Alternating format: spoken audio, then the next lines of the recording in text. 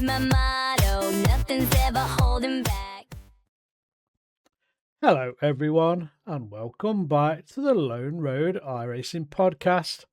I'm Guy Robertson and as always thank you for taking a little time out of your week to join me. Now if you're a regular listener you'll know that most weeks we deep dive into racecraft, consistency, iRating, safety rating, tyre management, mental preparation and all the things that help us become better sim racers. But this week is a little different because sometimes it's okay to laugh at ourselves. In fact, I'd argue it's pretty much essential. Every single one of us has had those moments where we finish a race, lean back in our sim chairs and simply think, well, that was embarrassing. It doesn't matter whether you're a 700 iRating rookie or a 7000 iRating alien. iRacing has an incredible way of reminding us that we are all human.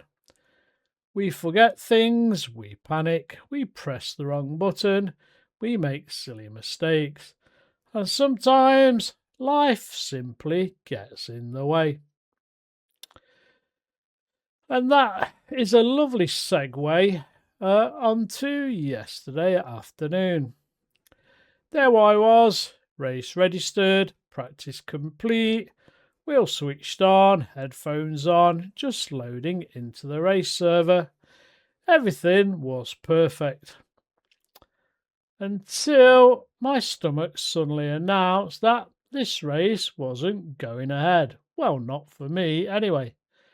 Now, I won't go into too much detail because this is a family-friendly podcast. Let's just say there was no negotiation. I had two choices. Ignore it or make a rapid world record sprint towards the smallest room in the house.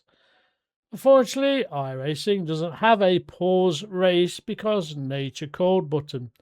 So I had to withdraw. Race gone. And 145 iRating disappeared before I'd even completed a lap. And as I sat there afterwards, I started laughing, because what else can you do? It got me thinking, every one of us has had these kind of stories. Maybe yours involves forgetting the fuel. Maybe you qualified on the wrong setup. Maybe Windows decided tonight was the perfect time for an update. Maybe your dog barked, the baby cried, the doorbell rang. Or maybe you'd forgotten the race had even started. They're frustrating in the moment. But a week later, they're usually the stories we're telling our mates. So today, we're going to celebrate some of them. This episode is dedicated to all those wonderfully ridiculous moments that only seem to happen in iRacing. Because if you've ever found yourself shaking your head and saying, surely that only happens to me, trust me, we've all been there. Right then, let's begin one of those greatest mysteries in all of sim racing, the starting grid.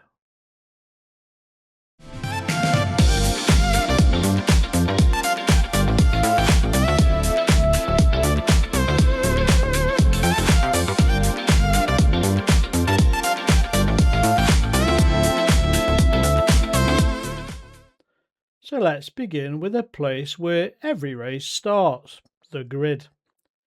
Now, I don't know about you, but after nearly 6 years on iRacing, I've become convinced that the starting grid is one of the strangest places on the internet.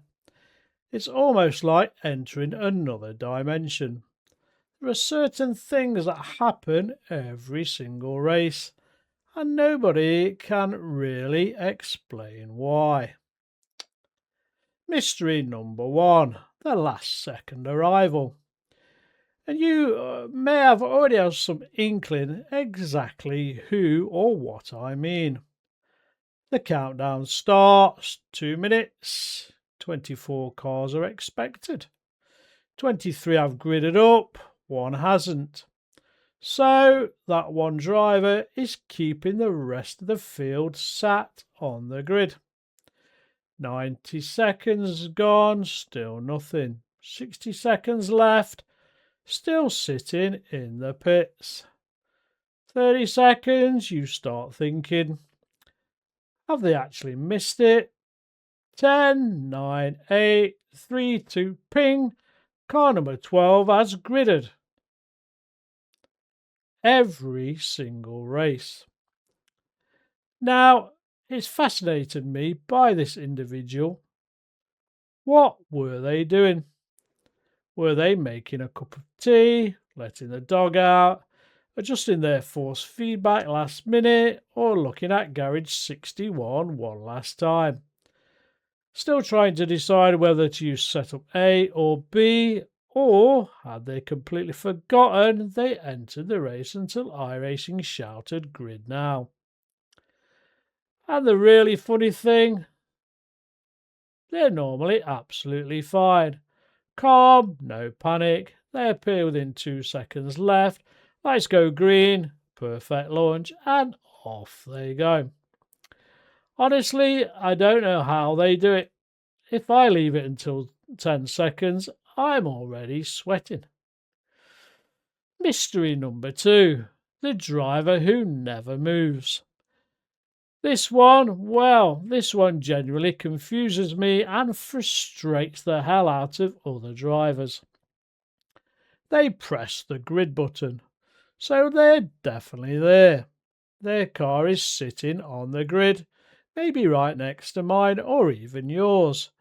We can hear their engine running on tick over and everything looks perfectly normal. The lights start to get ready to start. Red lights, green, 23 cars disappear into turn 1, apart from one car that hasn't even moved, not even an inch. The driver behind has no chance. Bang! Then somebody swerves, somebody else clips them, somebody spins. Half the grid is already filling insurance claims before turn 1.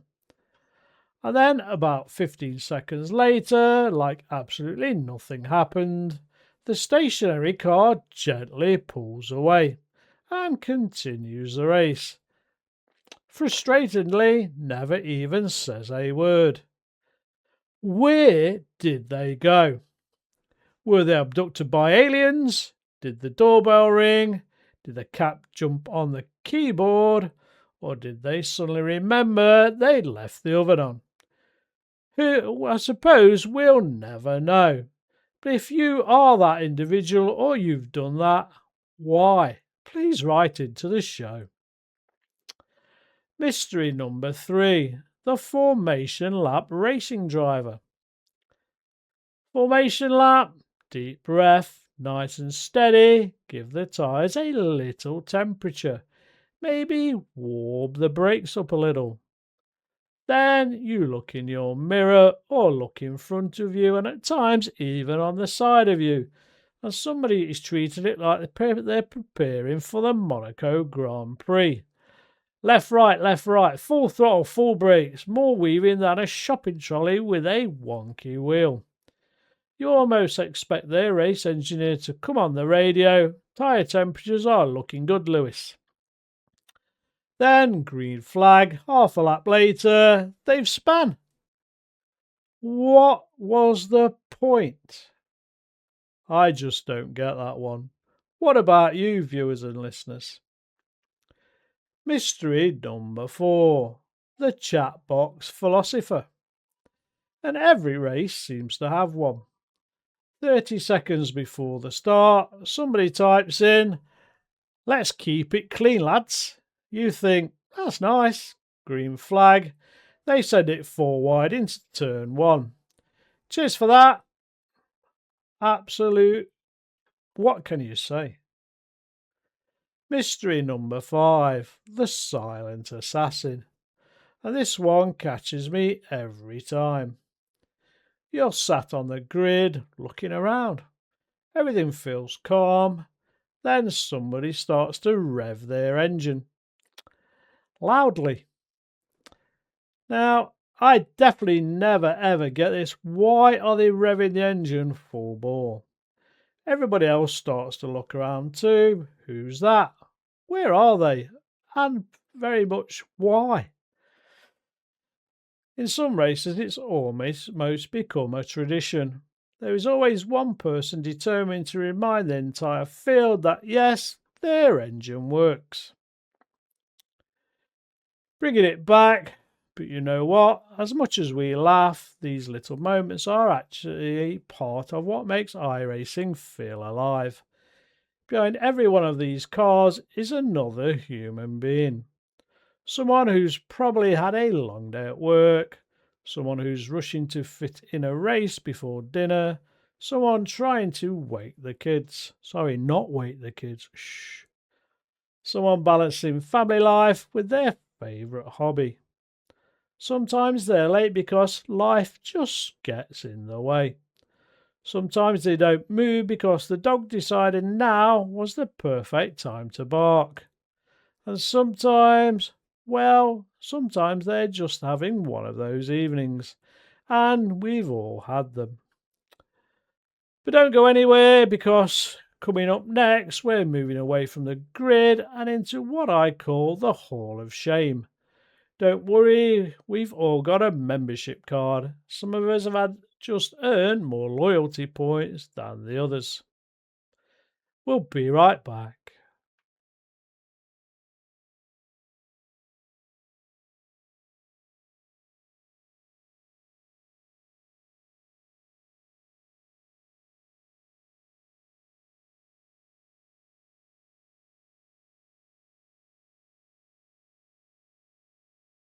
The Hall of Shame.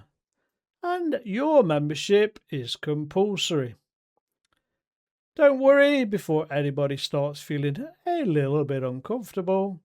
Every single iRacer listening today is already a member by default. No exceptions. It doesn't matter here if you're a 500 iRater or a 10,000 iRating. If you've been around long enough, you've done something that made you sit back afterwards and think, well, that was a little bit silly. Exhibit A, my lord, the fuel forgetter. Let's start with one I only witnessed yesterday. Open setup race, driver qualifies brilliantly. P2, fantastic lap. Lines up right at the sharp end of the grid. Green flag, and away they go. Everything looking good. Then, about a lap later, silence. The engine coughs a little and splutters. Guess what? They're still on quali fuel. They've forgotten to switch it back to the race setup. Somewhere inside their headset, you just know there was a very quiet, oh no moment. And if you're listening thinking, I'd never do that, give it time. Exhibit B, the wrong race. This one nearly happened to me once. You spent all week practicing, you know every braking point, every apex, every gear. You're ready. Register, join, and then suddenly, hang on, why is everyone driving GT4s? You've joined completely the wrong series. Wrong week, wrong track, wrong car. Confidence, well, that's now running out the door. Exhibit C, the button press. We've all had one of those moments where muscle memory lets us down.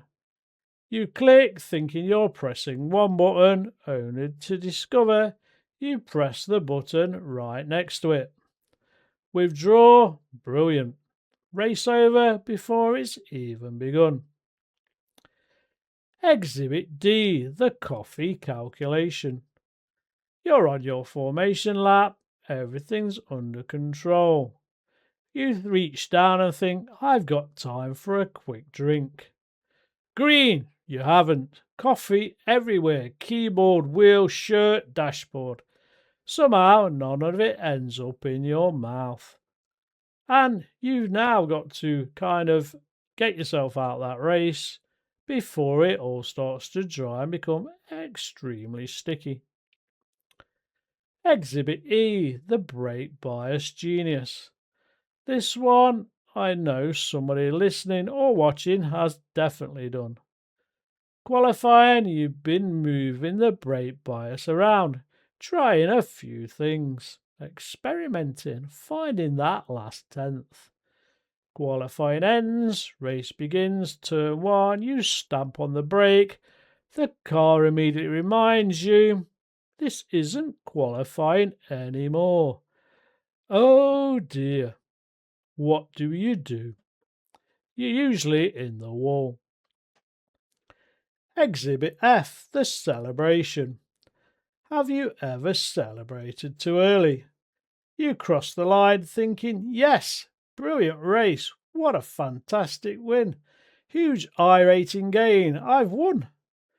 And then, disqualified, speeding in the pits, ignored a black flag, didn't serve the drive-through, own one tiny detail, completely forgotten. And what about this one, Exhibit G, the hero strategy? I absolutely love this one. Before the race, I'm trying something different today. No stop, fuel save, massive undercut, alternate tyre strategy. 3 corners later, he's on the back of the tow truck. Exhibit H, the practice hero. And this one's a bit personal. 4 hours of practice, absolutely flying. Every lap, consistent, confident and ready.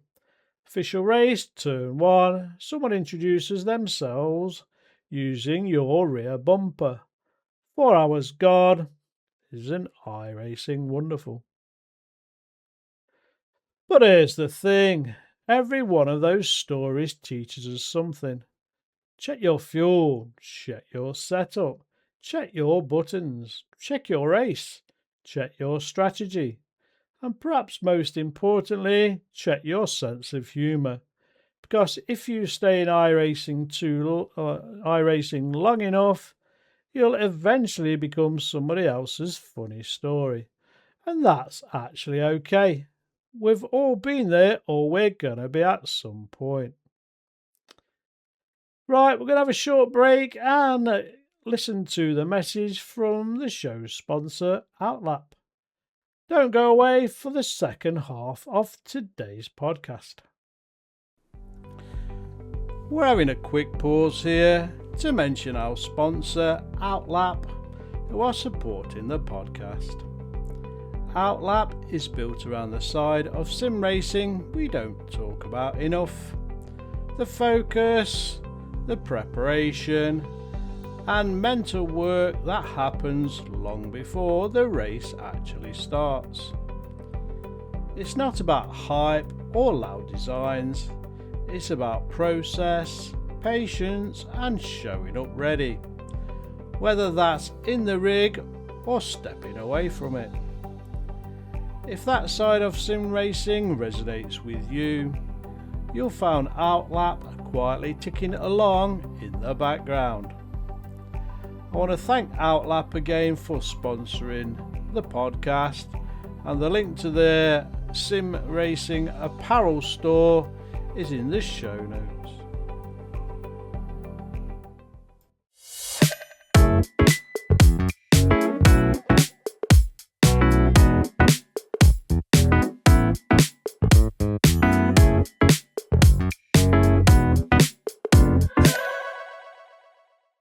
Right then, welcome back. We've laughed at ourselves already on today's podcast. We've all admitted to being members of the Hall of Shame. But now I'd like to present something I've been researching for about 6 years. Countless races, thousands of laps, hundreds of opponents, Ladies and gentlemen, these are the unwritten laws of iRacing. They're never mentioned in the sporting code, but somehow every single one appears to be true. Law number 1. The more you practice, the shorter your race will be. 3 hours of practice set up absolutely perfect. Every braking point nailed. Confidence sky high. Green flag, turn 1. Somebody mistakes your rear bumper for a braking marker. Meanwhile, the race you entered with absolutely no preparation, you'll somehow finish on the podium. That's called Sod's Law. Law number 2. The driver who says, I'm only here for safety rating. The unwritten rule here is keep your distance, because somehow they're usually involved in absolutely everything. Law number 3. The fastest driver in practice will qualify on pole, then disappear backwards through the field faster than a toad in a swimming pool. And we've all seen that. Law number 4. Netcode. No matter what happened, somewhere somebody is typing netcode. Hit the wall, netcode. Miss your braking point by 50 metres, netcode. Drive into a stationary car. Still netcode. I hate that one. Law number 5. The replay. Immediately after an incident, everyone knows exactly what happened. 5 minutes later, after watching the replay, it never is quite how they remembered it. Funny how often that happens. Law number 6. The curse of looking at iRating. Before the race, you tell yourself, I'm not bothered about iRating tonight. Then you notice plus 89. Suddenly, you're calculating championship points, world rankings, promotion, your future Formula One career, before you've even reached turn 1.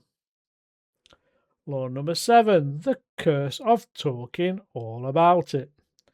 Have you ever noticed this one? You say, I've not had an incident for ages. 5 minutes later, you're upside down, or there has been a lovely clean race. That one final corner chaos. Never ever say it out loud. Law number 8, the one more race rule. And this one, every single listener and viewer understands. You look at the clock, it's 10:30 p.m. I'll just do one more. That race finishes at 11. Then you think, well, that one didn't count. One more, midnight, definitely the last one. One more, 1:15 a.m. The alarm goes off in 6 hours. You're sat at work wondering, why did I think joining the GT3 race at midnight was a sensible idea? Law number 9. The equipment upgrade. Every iRacer has said this. This wheel will definitely make me faster. It arrives, you spent 2 hours setting it up, 3 hours admiring it, 1 hour adjusting the force feedback. Finally, it's race time. You finish exactly where you always finished. Turns out the wheel wasn't the problem in the first place. Law number 10. The biggest truth of all. The races you remember most aren't always the ones you won. They're the ridiculous ones, the comeback drives, the races where everything went wrong. The time you forgot the fuel, the time you lost 145 iRating because your stomach made an executive decision. The races that become stories, those are the ones we tell years later. And I think that's the beauty of our hobby. Yes, we chase iRating. Yes, we chase safety rating. We analyse telemetry. We compare lap times. We spent hours trying to find another tenth of a second. But when you sit down with your mates or you write an email to this podcast, maybe, you really start with, let me tell you about a race where I finished fifth. You start with, you'll never guess what happened. And those are the moments that make our community special. We all have them, we all laugh about them eventually, and perhaps that's why iRacing keeps us coming back. Because every race has the potential to create another story. Right, we're going to have a very short break, and then we're going to talk about this week's iRacing Agony Uncle. Let's open the mailbag and see what this week's iRacing Agony Uncle has in store.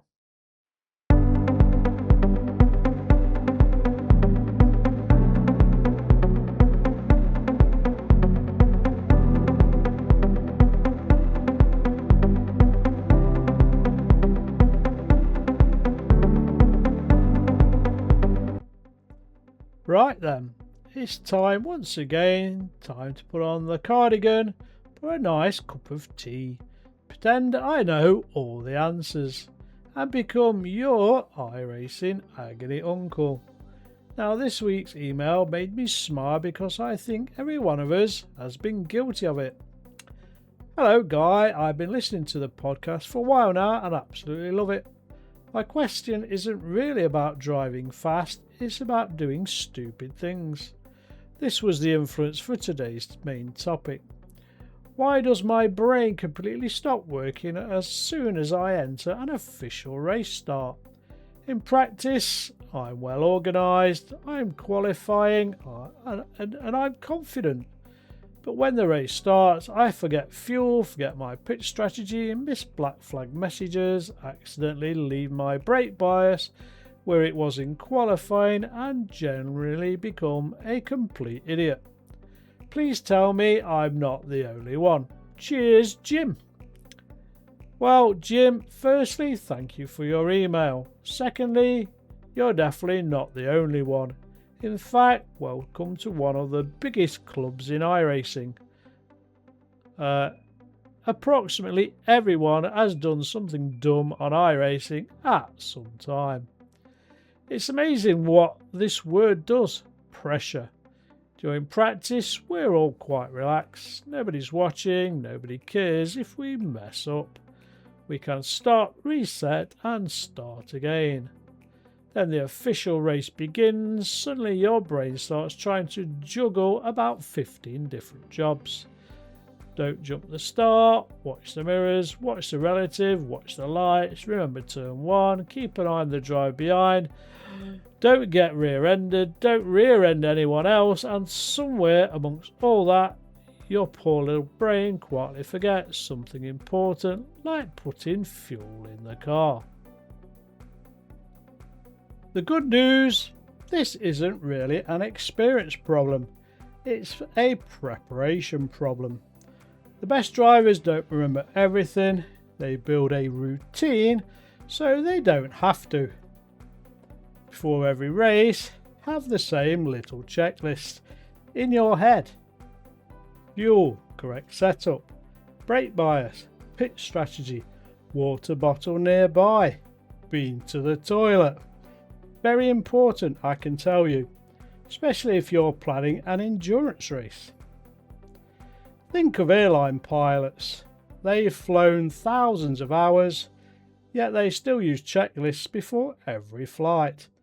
Not because they don't know what they're doing, but because we're all human, and humans forget things. And here's one final thought. Don't beat yourself up when you make one of these mistakes, because next week it'll probably be someone else forgetting the fuel, missing the grid, or joining the race with a qualifying setup. We all take turns. That's just part of being one of our community members on iRacing. So, thank you for your email, Jim. Listeners and viewers, if you've got a question or even a funny story or something that's happened to you on iRacing that made you laugh or cry or see red. You know where to find me. Send it in and maybe I'll feature it in a future episode of the Lone Road iRacing podcast. Right, we're ready to close today's episode, folks. Now, firstly, I need to apologise for people watching on YouTube of my dull background this week. We are prepping up for Season 5, and believe it or not, that is a green screen, but the lighting is horrifically bad. So, we call it work in progress. Well, that brings another episode of the Lone Road iRacing podcast to a great close. I have to say, putting this week's episode together has reminded me of something that I think we all forget from time to time. We spend so much of our time chasing lap times, chasing iRating, analysing telemetry and trying to become better sim racers that it's very easy to forget why we started in the first place. We started because it was fun. And yes, there are evenings when everything goes perfectly. You qualify well, you survive turn 1, you execute that perfect strategy, you climb the podium. But if we're honest, those aren't always the races we remember. The races we remember are the ones where we forgot the fuel, the ones where we clicked the wrong button, the one where somebody joined the grid with 3 seconds to spare, the ones where a driver sat on the grid through the green flag while the rest of the field disappeared into the distance, the races where real life interrupted our plans. And yes, sometimes the race that never even started because your stomach decided it had other ideas. Those are the stories that get told over a coffee, in a Discord after the race, or an email months later. They're the moments that remind us that we are real people behind every helmet on the grid. So here's my challenge for you, the listeners and viewers, this week. The next time something silly happens, before you get angry, before you blame yourself, or before you start questioning why you even signed up, take a breath, smile, because one day it'll probably become one of your favourite iRacing stories. I'd absolutely love to hear yours. What's the funniest thing that's ever happened to you on iRacing? Maybe you forgot the fuel, maybe you joined the completely wrong race. Maybe Windows decided to update just before the green flag. Or perhaps you got a story that beats every single one we've talked about today. Drop me an email, leave a comment on YouTube, or get in touch through the usual channels. I generally can't wait to read them. And who knows, your story might feature in a future episode on the pod. As always, thank you so much for spending part of your week with me, whether you're listening on your commute, in the workshop, walking your dog, or driving to your next real-world track day. I really appreciate every single download, every comment, and every message you send. Until next week, look after yourselves. Look after each other on track. Remember to check the fuel. Remember to check back from your qualifying setup. And if nature calls just before the green flag, well, some battles simply aren't worth fighting. I've been Guy Robertson. This has been the Lone Road iRacing podcast. Until next time, keep learning, keep laughing, and I'll see you out on the Lone Road. Bye for now. Happy iRacing. Whatever it takes, we're racing, we're in the zone. Whatever it takes, we push hard, never alone. I'm in the cockpit, the engines roar, hear me now. We're racing circles, got a hustle made a vow. Chasing victory, it's all or nothing on the track. Speed is my motto, nothing's ever holding back. Whatever it takes.